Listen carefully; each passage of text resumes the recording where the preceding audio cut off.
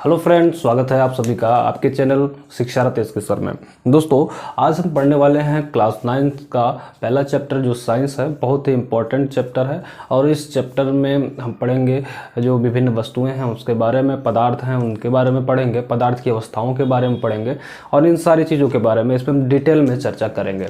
ठीक है, साथ ही सारे जो चैप्टर हैं, हर चैप्टर के 2 से 3 वीडियो, छोटे छोटे वीडियो होंगे, उस सारे जो चैप्टर को कवर किया जाएगा। वैसे ही हाई स्कूल इंटर तक के सारी चीज़ें हम इसमें कवर कर रहे होंगे। तो आइए शुरू करते हैं। आज का जो हमारा पहला टॉपिक है, ठीक है, वो क्या है? पदार्थ की रचना एवं गुण, जो क्लास 9 का पहला चैप्टर है। ये क्या है? पदार्थ की रचना एवं गुण, उसके बारे में पढ़ेंगे। यानी पदार्थ की विभिन्न अवस्थाओं के बारे में इसमें हम जानकारी लेंगे। ठीक है, तो पदार्थ क्या होता है? सबसे पहली बात ये, पदार्थ कोई वस्तु जिसका द्रव्यमान हो और वह कुछ जगह या आयतन घेरता हो, वही क्या है? हमारा पदार्थ है। यानी हमारे आसपास जो भी हम जहाँ पे, जैसे मान लीजिए हम पढ़ते हैं, डेस्क बेंच, किताब हो गई, यानी जो भी हमारे आसपास की जितनी भी सारी वस्तुएं हैं वो सभी वस्तुओं क्या हैं? एक प्रकार के पदार्थ हैं। यानी जो स्थान घेर रहा हो, ठीक है, जिसमें आयतन हो, जो स्थान घेरता हो, जिसमें द्रव्यमान हो, जिसमें भार हो, वजन, वो सभी क्या हैं? वो आपके क्या हैं? पदार्थ हैं। पदार्थ की 3 अवस्थाएं पाई जाती हैं। पदार्थ ठोस में भी होता है, द्रव में होता है, गैस में होता है। इन सारी चीज़ों के बारे में हम जानेंगे। ठोस क्या होता है, द्रव क्या होता है, गैस क्या होता है, इनको भी जानेंगे। ठोस के क्या गुण हैं, गैस के क्या हैं या द्रव के क्या गुण हैं, उनकी विशेषताएं क्या हैं, उनकी विशेषताओं के बारे में जानेंगे। उनमें भिन्नताएं क्या हैं, उनकी भिन्नताओं के बारे में जानेंगे। ये सारी चीज़ें हम इस वीडियो में जानेंगे। तो आइए शुरू करते हैं।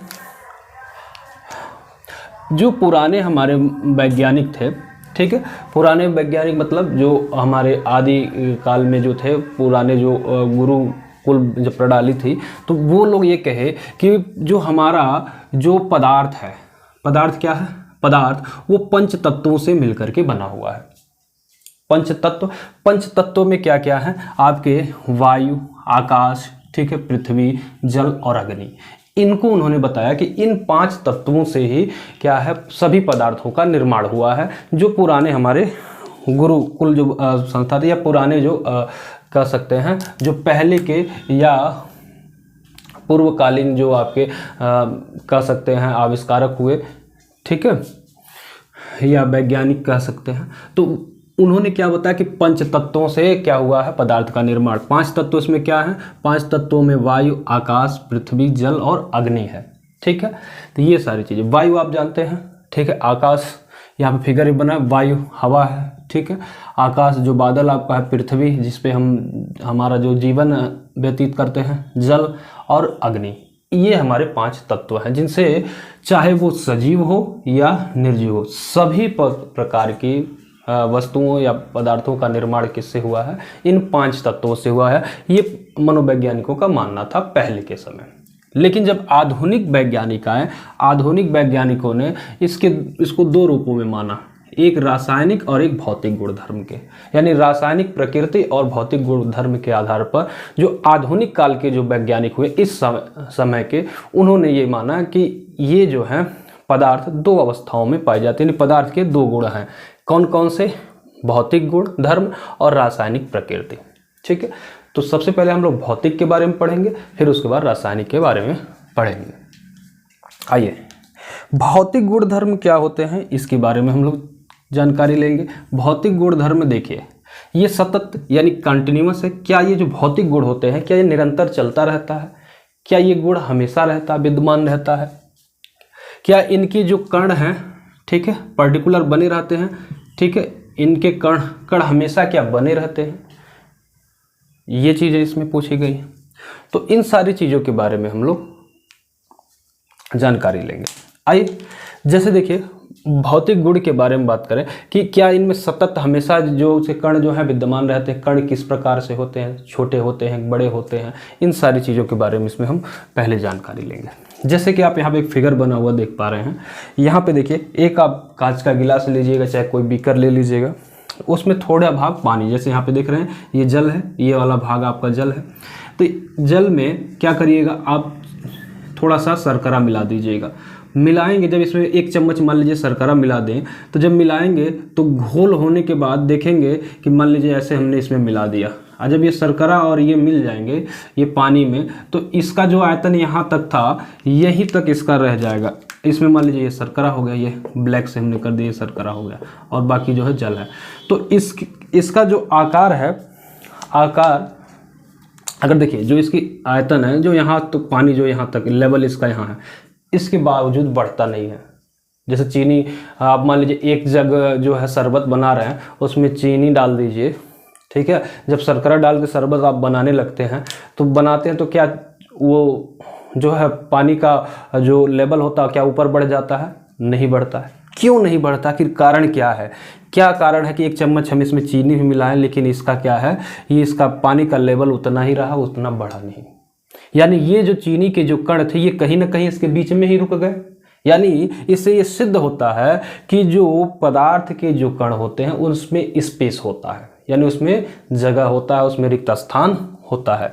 होता क्या है, जैसे आप यहाँ पे भी देख लीजिए, इसमें ये मान लीजिए ये क्या है, आपका शर्करा है, ठीक है, ये शर्करा है, और ये आपका है जल। क्या है? जल है। तो जल के जो कण थे उसके बीच में जाके शर्करा के कण समाहित हो जाते हैं, उनका समावेशन हो जाता है। क्योंकि जल के कण, जल क्या है, द्रव है, तो द्रव में क्या होता है, उसके कणों के बीच में रिक्त स्थान होते हैं। देखिए खाली स्थान था, जो खाली जहाँ पे स्थान था वो जगह वहाँ पर जाकर के शर्करा वहाँ पे अपना स्थान ले लेता है। बात समझ गए?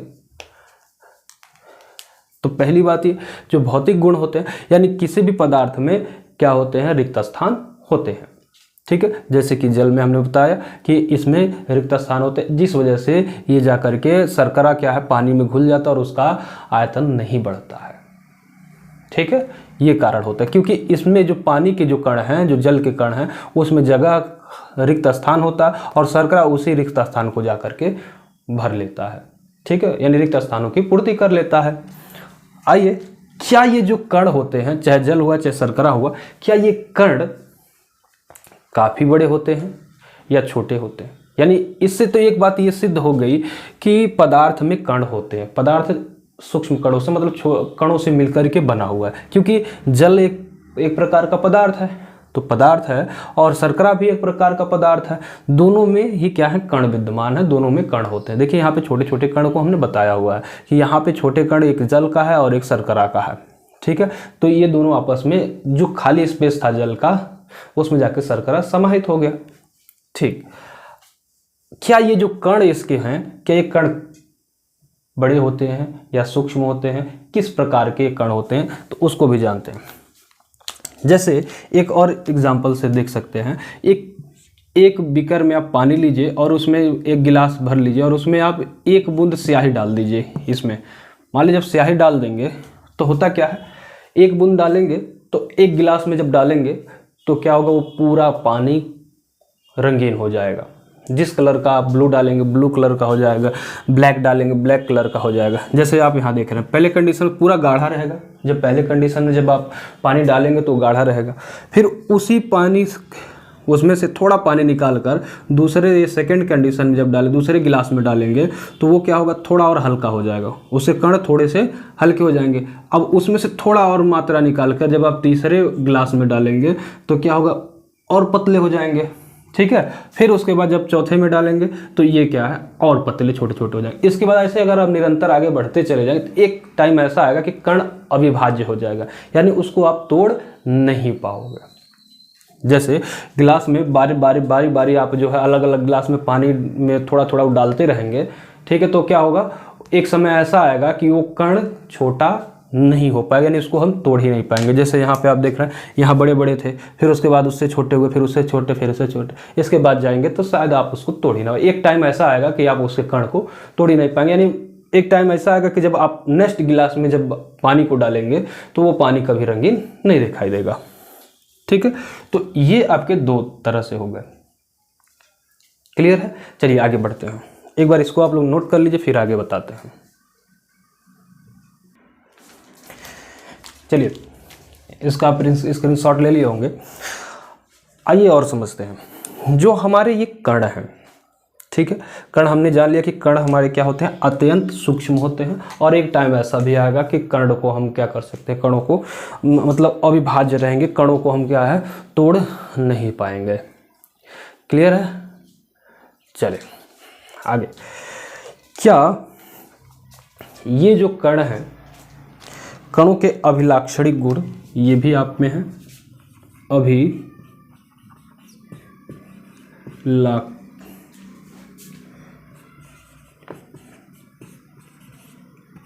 अभिलाक्षणिक गुण, ठीक है, कि कणों के क्या हैं, अभिलाक्षणिक गुणों के बारे में हम लोग जानेंगे कि कणों के अभिलाक्षणिक गुण क्या होते हैं। अभिलाक्षणिक गुण का मतलब क्या होता है, ये आप लोग पढ़े होंगे।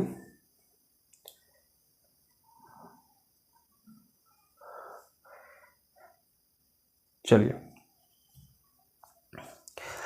अब देखिए, यहाँ पे हमने दो मतलब उदाहरण लिया, एक स्याही का और एक शर्करा का। जैसे देखिए यहाँ पे चीज़ों को हम बता दे रहे हैं। ये मान लीजिए दो सर्कल्स में, एक क्या है, एक में मान लीजिए ये आपके, एक में आपके हो गए शर्करा और एक में आपका हो गया, ये मान लीजिए आपका हो गया जल।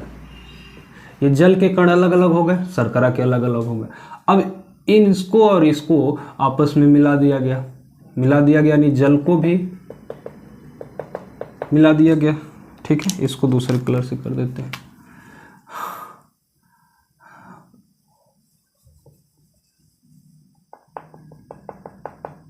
ठीक है, चलिए,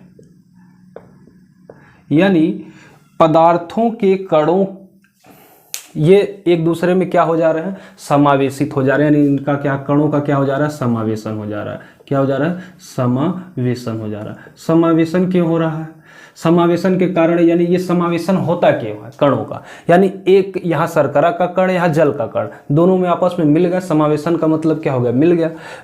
ये समावेशन का कारण क्या है, तो समावेशन का कारण होता है पदार्थों के कणों के बीच में जो रिक्त स्थान होते हैं, उन रिक्त स्थानों की पूर्ति करना ही समावेशन होता है। ठीक है, यहाँ पे जैसे जल का था और ये शर्करा का था, इनके कणों के बीच में क्या थे, रिक्त स्थान थे जल के कण, उसमें शर्करा जाकर के समाहित हो गया, समावेशन हो गया।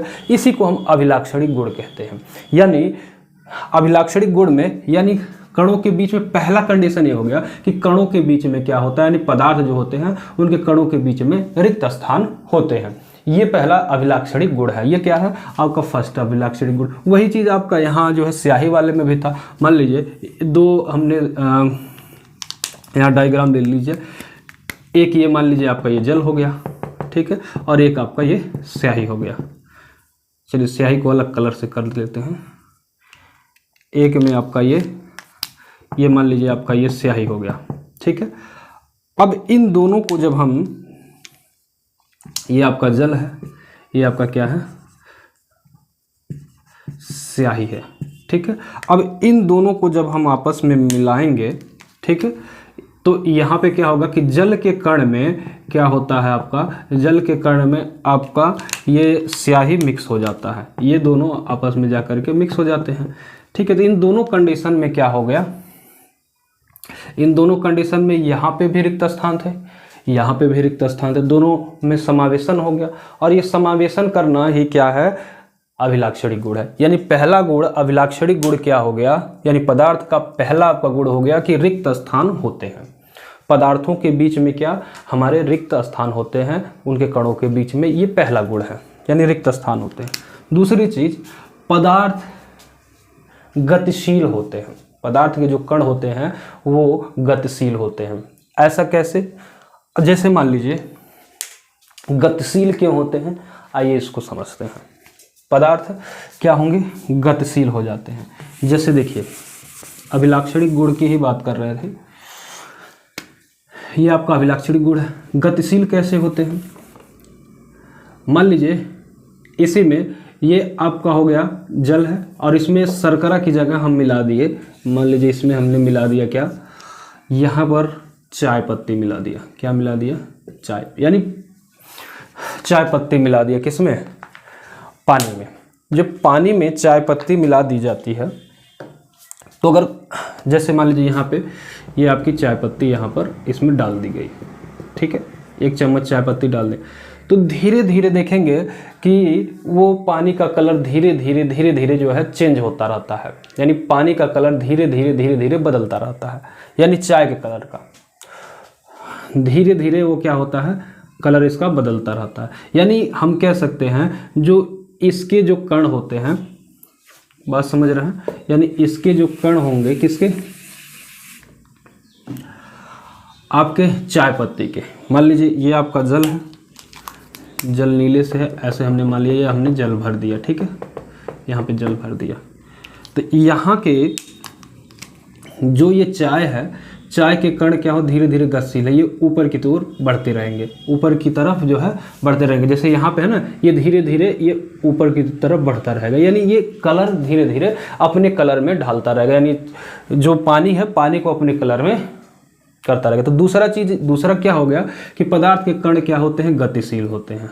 ये दूसरा अभिलाक्षणिक गुण है, क्या, गतिशील।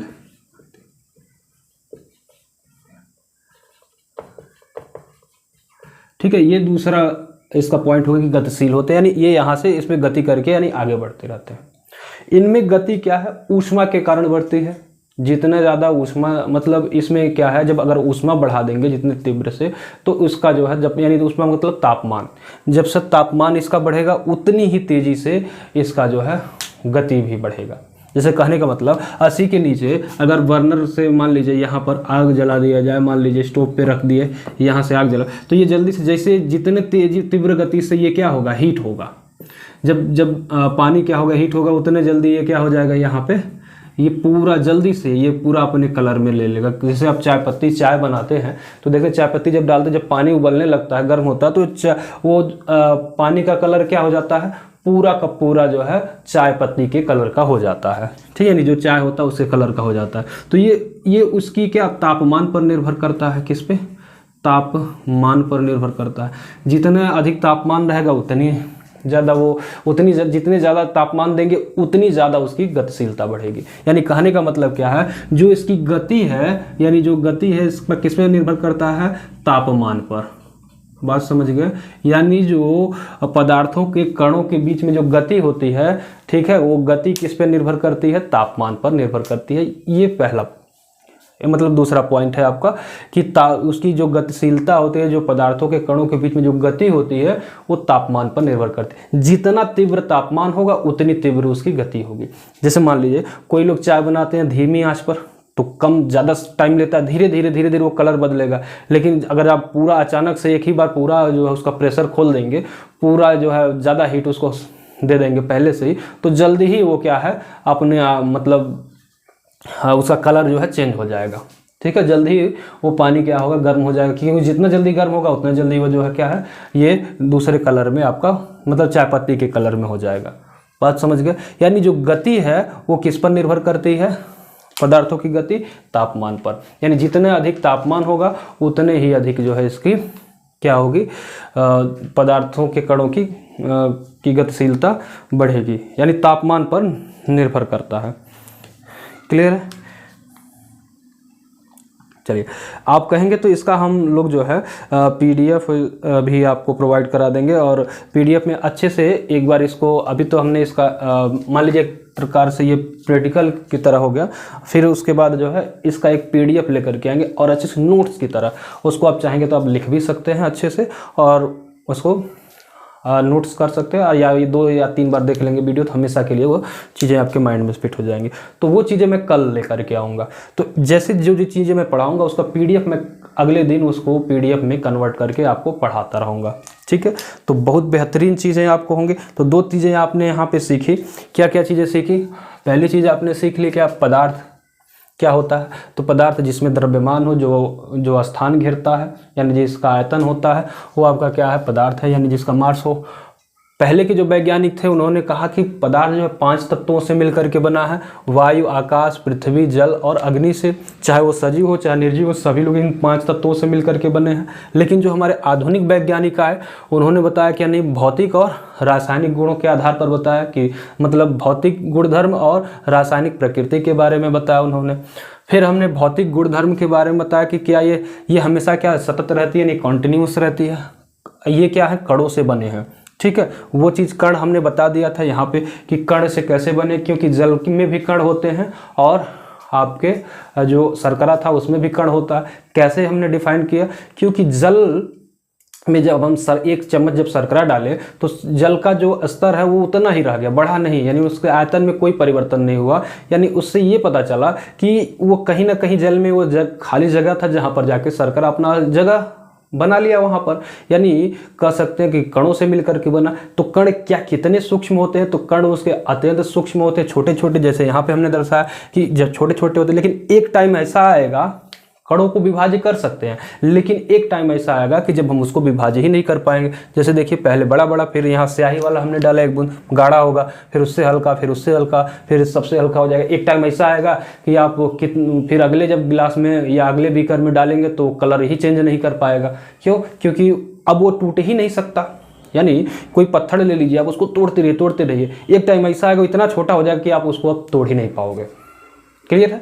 तो वो चीज़ें यहाँ पर थी। दूसरी चीज़ हमने बताया कि जो हमारे ये कण थे, अभिलाक्षणिक गुण क्या होते हैं कणों के या पदार्थों के अभिलाक्षणिक गुण क्या होते हैं। तो पहली चीज़ हमने बताया क्या कि वो उसमें खाली जगह होता है, यानी खाली जगह यहाँ पर हमने आपको डिफाइन कर दिया कि क्योंकि क्या है, जल में शर्करा जा करके मिल जाता है, क्योंकि जल के जो कण होते हैं उनके कणों के बीच में क्या है, यानी पदार्थ के कणों के बीच में रिक्त स्थान होता है।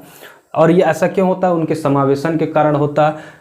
और दूसरी चीज़ हमने ये बताया कि उसमें क्या होते हैं आपके जो है यहाँ पे कि जो आपके मतलब पदार्थ होते हैं उनके कणों में गतिशीलता होती है, यानी उनके कण क्या होते हैं, गति करते रहते हैं। जैसे कि हमने यहाँ पे बताया, जब हम चाय की पत्ती डालते हैं धीरे धीरे ये कलर क्या है, नीचे से कलर बदलने लगता है पानी का, तो बदलने लगता है, यानी उसके कण क्या है, गति करके ऊपर आ रहे हैं। और ये गति उसके तापमान पर निर्भर कर, जितने ज़्यादा तापमान उसको देंगे उतनी ही ज़्यादा स्पीड में उसकी गति चलेगी।